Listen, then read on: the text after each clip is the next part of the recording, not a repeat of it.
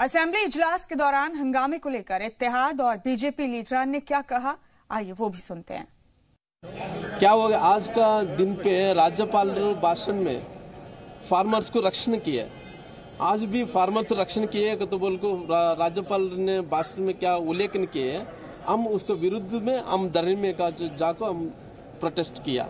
Protest इसलिए किए, अभी इतना दिन हो गए फार्मर्स को लोन माफ नहीं किया, बाद में अभी रईत फार्मर्स अभी सुसाइड्स हो रहे हैं, अभी वो लोग को प्रोटेक्ट नहीं कर रहे हैं।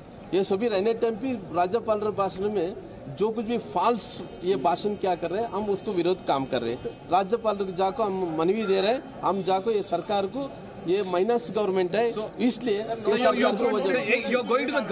100% we are going to governor, we are giving to memorandum. राज्याध्यक्ष तय करेंगे एज अर्ली एज पॉसिबल। कल भी सेशन चल रहा है, कल भी प्रोटेस्ट करेंगे, डे आफ्टर डे भी प्रोटेस्ट करेंगे।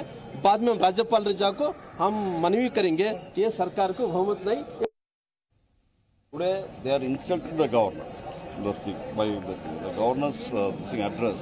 It is a custom in the Karnataka legislature that we will all listen to the governor's speech and all. Today, taking this type of protest, they are insulting the governor's post. So, how many people of Congress are missing today? So, it seems like nobody is missing. Everybody intact. Sir, their question is there are 7 MLAs. Why you are worried? Why you are worried? Our CLP leader is there, PCC president is there. I don't know whether they are taken some of them. If they are not come, there may be some reason will be there. There is no problem. Everything depends on numbers. See, I'll tell you one thing. Our government is democratically elected government.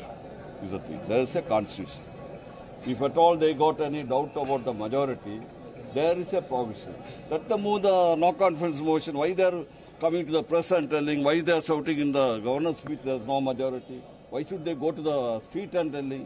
They got an opportunity. Let them move as constitutionally. Then we'll prove our majority.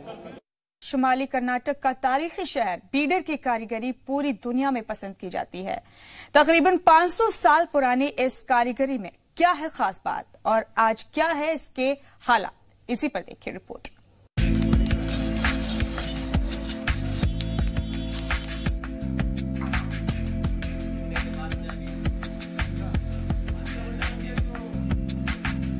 Bidder में मुगल बहमनी सुल्तान रहे हों या आदिल शाह के दौर में यहाँ दुनिया भर से कारीगर आए, जहाँ उन्होंने अपनी सलाहियतों से मुल्क को मालामाल किया।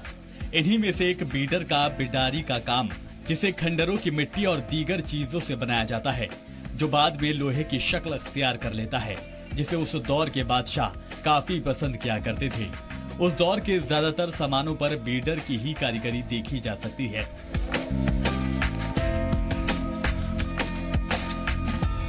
करने के बाद ये कॉपर सल्फेट होता है। ये कॉपर सल्फेट लगाने से टेम्पररी ब्लैक काम करता है। इसके ऊपर हम डिज़ाइन डाल करते हैं। ये डिज़ाइन इस तरीके से करते हैं। पूरा ये हाथ का ही काम होता है। हम रहता साथ हमारा रहता है चटनी मिर्ची, इसके बाद हमारे घर तो बरकस हाथा पैरा है तक हमारा काम।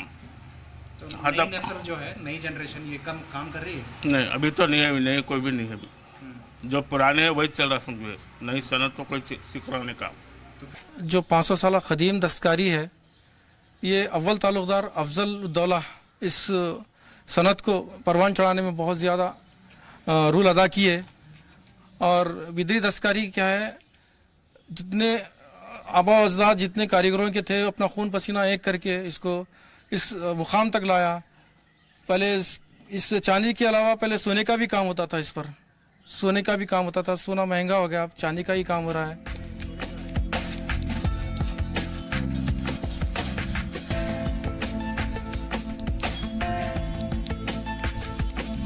बीडर के इस काम को न सिर्फ हिंदुस्तान बल्कि बैरून ममालिक से भी कई अवार्ड मिल चुके हैं। बरसों पुरानी ये कारीगरी अब धीरे धीरे खत्म होती जा रही है, जिसे बचाने के लिए हुकूमतों से अपील की जा रही है, ताकि बड़ी तादाद में ऐसे कारीगरों को रोजगार मौसूल रह सके और रियासत की एक पुरानी हैसियत भी बरकरार रहे।